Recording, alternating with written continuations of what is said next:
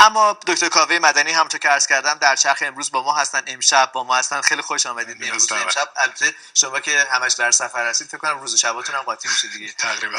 ما می‌خواستیم این ماجرای آب رو تبدیل بکنیم یک سری گفتگوهای سریالی که مثل همیشه در برنامه چرخ دنبال می‌کنیم، ولی شما سفرتون به ایران انقدر فاصله گاهی اوقات پیدا می‌کنه که نمیشه بهش نظم داد، ولی خیلی ممنونم که هر از چنگایی که به ایران سفر می‌کنید دعوت برنامه چرخ هم قبول می‌کنید و با ما هستید. آقای دکتر، ما قصه آب رو شما دفعه پیش شما گفتید که ظاهرا در جهان دانشمندان علوم مختلف رشته‌های بین رشته‌ای در واقع به وجود اومدن برای اینکه بشه مدیریت کرد وضعیت موجود رو. اشاره کردید به اینکه دستاندازی‌هایی که ما در طول تجربیاتمون در زیستمون روی کره زمین داشتیم منجر به این شده که وضعیت امروز به وجود بیاد و حالا باید در واقع براش چاره اندیشی بکنیم. یک مسئله اصلی که در گفتگوی پیشین بهش رسیدیم مسئله کشاورزی بودش. این که دو دیدگاه متفاوت وجود داره، دست کم درباره جایی مثل ایران که وضعیت خشکسالی وجود داره برای کشورمون و منابع آبمون محدود هست. حالا برخی به این نتیجه رسیدن که شاید بد نباشه که ما بریم به سراغ سیستم در واقع کم رنگ کردن کشاورزی و پر رونق کردن کشاورزی در کشورهایی که امکان حاصلخیزی بیشتر درشون وجود داره. در دنیا معمولا چطور این ماجرا رو مدیریت میکنن؟ ببینید، بحث کشاورزی فراسرزمینی که شما بهش اشاره میکنید بحثی است که الان بسیار داغ هست، به خاطر اینکه کشورهای مختلف به کشورهای مثل کشور ما که از لحاظ منابع آبی دچار مشکل شده، یا حتی بعضی از کشورها که منابع زمینی ندارن به اندازه کافی، یعنی نمیتونن سطح زیر کشت مورد نیازشون رو تامین کنن، میرن به سمت کشت فراسرزمینی.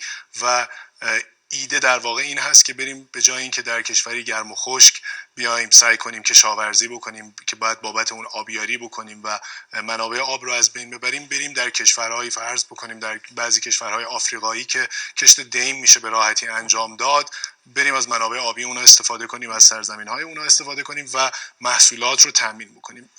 کشورهایی تونستن موفق باشن تو این زمینه برای اینکه زود جنبیدن و رفتن برای این قضیه برنامه‌ریزی کردن. هرچه جلوتر میریم این بازار هم بازار رقابتی میشه و لزوماً شاید ما نتونیم به این راحتی بریم زمین بخریم و اراضی رو ببریم زیر کشت. اما هنوز این شانس رو وجود داریم که دیپلماسی غذاییمون رو قوی بکنیم و رابطمون رو با کشورهای مختلف در واقع در سطح خوبی نگه داریم برای اینکه بتونیم همون جوری که تو موارد مختلف داریم داد و ستد میکنیم تو بحث کشاورزی و غذا هم بتونیم داد و ستد بکنیم و محصولات مورد نیازمون رو تامین کنیم که امنیت غذاییمون رو در دراز مدت حفظ بکنیم. اشاره کردید به امنیت غذایی.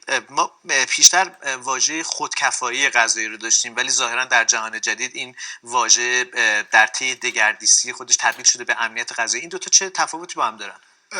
ببینید، در نگاه خودکفایی غذایی، نگاهی که ما بعد از انقلاب داشتیم به خاطر اینکه در جنگ بودیم و بعد از اون هم مسائل تحریم رو داشتیم، خب یک خطر برای بسیاری از کشورها خطر تامین غذاست، در واقع کمبود غذاست. ما معمولا میدونیم که در دوچار مشکل نمیشیم در زمینه انرژی به خاطر اینکه یک کشور بله نه فقط ممکن در زمینه بنزین دوچار مشکل بشیم، اما در زمینه غذا چیز میتونیم آسیب پذیر باشیم. بنابراین بعد از انقلاب این رویکرد وجود داشت که ما میخوایم خودکفایی غذایی داشته باشیم. قبل از انقلاب هم حتی استراتژی که وجود داشت وقتی قیمت نفت بالا رفت، کشورهای دنیا قیمت گندمشون رو بردن بالا. بنابراین این داد و ستد پایاپای همیشه وجود داره و این خطرات وجود داره. خب این نگاه وجود داشت که در این شرایط تامین غذا جزء اولویت‌های کشور هست و ما این بحث خودکفایی غذایی رو ادامه دادیم. اما نگاهی که داشتیم این بود که باید حتما نان رو به هر قیمتی تامین کنیم، اما این نان به قیمت آبمون تموم شد. یعنی در واقع در نهایت منابع آبیمون رو از دست دادیم. حالا که وضعیت سیاسی بهتر شده، به قولی شرایط پسابرجام شاید این نوید رو میده که میتونیم بیشتر روی بحث واردات غذا به نحوی در واقع استراتژیک بدون اینکه به امنیت غذاییمون ضربه بزنه میتونیم فکر کنیم. بنابراین خودکفایی غذایی رو به درستی جایگزین کردیم با سیاست امنیت غذایی و برای اون داریم تلاش میکنیم، اما هنوز به اون جایی که باید نرسیدیم. برگردیم به کشاورزی. اینکه وقتی که واردات دریچش باز میشه و گشوده میشه. از یه طرف دیگه قاعدتا ما کشاورزی رو داریم که مثل خیلی صنایع دیگه از دست میره، قاعدتا مزمحل میشه به این دلیل که بالاخره دروازه باز شده برای ورود و قاعدتا ما کشاورزیمون رو از دست میدیم. یک سوی دیگه این ماجرا اتفاقا سهه میذاره روی این اتفاق که ما به واردات نیاز داریم چون آب کم داریم، یعنی این رو مشروع میکنه این سیستم رو. این به قیمت از دست رفتن سیستم کشاورزی کشور میتونه باشه. از طرفی در واقع موافقان واردات معتقدن که به هر حال ما بدنه کشاورزیمون خیلی وقته که مزمحل شده و از دست رفته، بهتره که خیلی روش در واقع سرمایه‌گذاری نکنیم. کدوم که از اینا مغروم به صرفه تره با توجه به وضعیت آب در ایران؟ من به این دوتا نگاه دیگه هم اضافه کنم که در واقع بعضی نگران این هم هستن که ما از لحاظ غذایی وابسته بشیم به کشورهای خارجی و آسیب پذیر. من میگم هر سه گروه موارد درستی رو ذکر میکنن، یعنی موارد، حالا دنیا مسائل سیاه و سفید نیستن، همه این موارد هست. ما باید در زمینه واردات، همینجوری که در زمینه واردات صنعتی باید به این قضیه فکر کنیم. ما در زمینه واردات صنعتی ضربه بسیار بزرگی رو زدیم به صنایع خودمون. همین رو در بحث کشاورزی باید لحاظ بکنیم، اما و مطمئن بشیم که در واقع محصول وارداتیمون با محصول داخلیمون رقابت نمیکنه. اما اون بحث رو هم که فرمودین داریم، یعنی ما باید توجیهی نداره که یعنی ما از لحاظ اقتصادی توجیهی نداره که ما به هر قیمتی شده برنج و گندم و ذرت رو در کشور خودمون جایی که خشکه و آبیاری نیازه تولید بکنیم. بنابراین با یک نگاهی باید به در واقع بهترین گزینه‌های واردات و بهترین گزینه‌های کشت در داخل کشور برسیم که مجموعه اونها در کنار هم امنیت غذایی رو ما رو تامین کنه، به علاوه این که قراردادهای دراز مدت کشاورزی فراسرزمینی و این نگاهی که ما رو وابسته نکنه لزوما به یک یا دو کشور یا 10 کشور خاص. ما باید بتونیم در مدیریت این وضعیت خیلی خیلی سخته. اگر موافقید یک تصویری رو با هم ببینیم که خیلی هم دور از ایران نیستش، به یکی از در واقع مزارع یا به یکی از کشتزارهایی بریم که تصویرش اگر همکارانم به نمایش در بیارن. اینجا این دوایر سبز رنگی رو که می‌بینیم شکل جدیدی از مزارع هستن. البته خیلی جدید نیست ولی در ایران هم کم و بیش دیده میشه، یعنی فقط کافیه که با هواپیما پرواز بکنید مثلا به مسیر سمت تبریز برید میتونید مزارع شبیه این رو ببینید.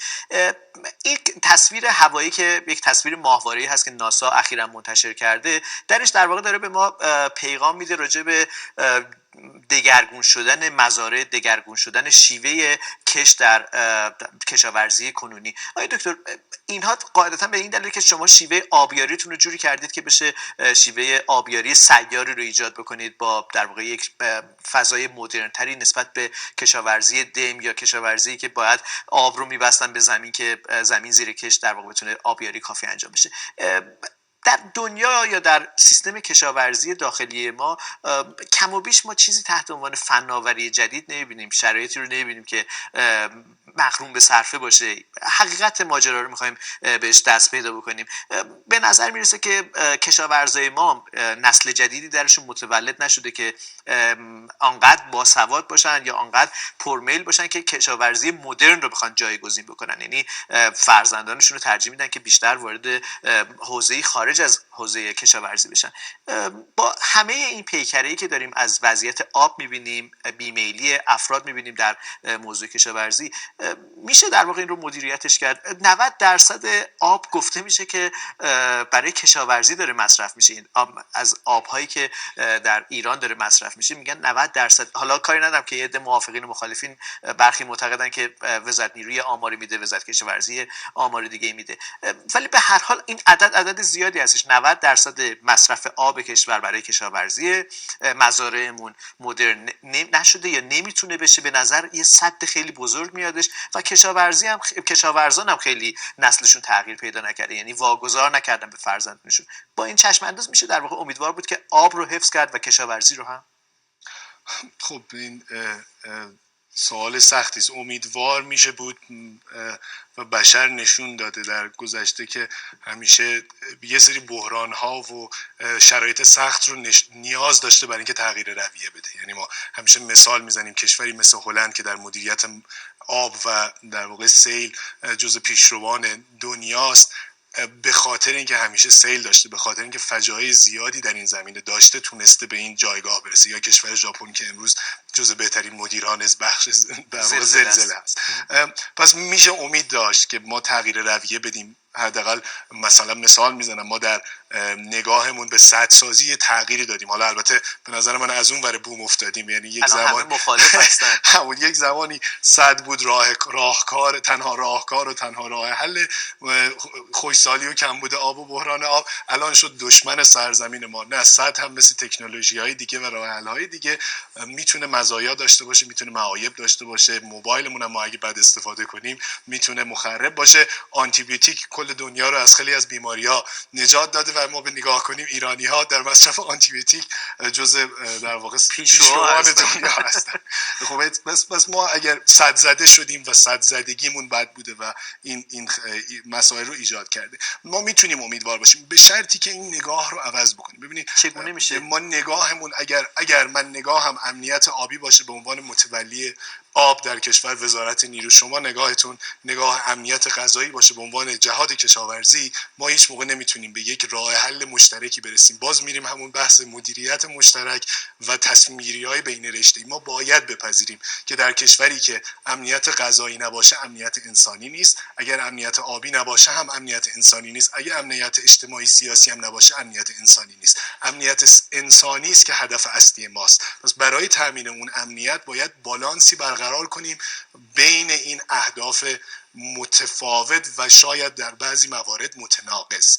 پس ما باید این رو سعی کنیم با تغییر روند، در واقع روند مدیریتیمون عوض بکنیم. ما نگاهی که به بخش کشاورزی داشتیم که محصولش میشه همین که شما میفرمایید میانگین سنی کشاورزان رفته بالاتر، سطح زیرکش رفته بالا، درآمدها افت کرده، میزان کمکی که این بخش به درآمد در واقع سرانمون میکنه یا تولید ناخالص ملیمون میکنه افت کرده به مرور زمان. چرا؟ به خاطر اینکه شاید نیت خوب داشتیم، نیت خیر داشتیم، میخواستیم از این بخش حمایت کنیم. اقتصاد نفتی داشتیم، به شدت به بخش در واقع انرژی وابسته بودیم برای تامین اقتصادمون. مشکلمون در واقع بخش کشاورزی نبوده از لحاظ اقتصادی. اصلا کشاورزی در اولویتمون نبوده. اصلا ما در تصمیمات آب و کشاورزی در واقع میشه گفت اقتصاد محلی از اعراب نداره متاسفانه. پس دلمون میخواسته که غذامون رو تامین کنیم، به علاوه از این بخش که بخشی که از لحاظ درآمدی ضعیف‌تره می‌خواستیم حمایت کنیم. بهشون یارانه آب دادیم، یارانه انرژی دادیم با نیت خیر. اما نهایت چه شد؟ ما این بخش ضعیف‌تر و ضعیف‌تر شد. اون کشاورزی که خواستیم ازش حمایت کنیم از لحاظ معیشتی بیشتر دچار مشکل شد. شاید نیاز باشه که این نگاه عوض کنیم، به جای اینکه دعوا کنیم عدد 90% درسته یا 88% یا 92%، بیایم نگاه کنیم که چه کردیم، وضعیت کشاورزای ما چه جوری است. من اعتقاد راسخ دارم و قویاً این رو تاکید می‌کنم که یکی از کلیدهای راه در واقع بحران ما، حل بحران ما، اگر بپذیریم کلمه بحران درست است، توانمندسازی کشاورزانه. این تحت این چتر هم میتونیم اهداف مشترک بسازیم، برای اینکه اگر ما هدفمون بشه توانمندسازی بخش کشاورزی، کشاورزانمون وضعیت معیشتیشون بهتر بشه، این همه فارغ التحصیل کشاورزی داریم برن رو زمین ها کار کنن.